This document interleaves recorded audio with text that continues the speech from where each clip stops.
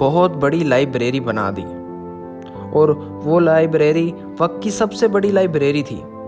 اس میں موجود کتابوں کی خاص بات یہ تھی کہ وہ تمام کتابیں ہاتھ سے ہی لکھی گئی تھیں، کیونکہ یہ وہ دور تھا جب چھاپ خانہ وجود ہی نہیں رکھتا تھا۔ تمام کتابیں سیاہی کے ساتھ ہی لکھی جاتی تھیں۔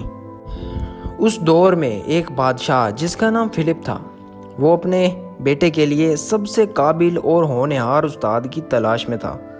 یہ وہ دن تھے جب ارسطو کے علم کا جگہ جگہ چرچا تھا۔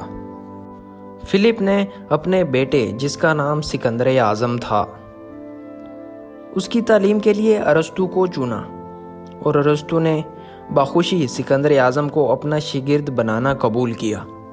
جی ہاں، یہ وہی سکندر اعظم ہے جس نے چھوٹی چھوٹی مملکتوں کو فتح کرنا شروع کیا اور کچھ ہی عرصے بعد ایک کنگڈم بنائی۔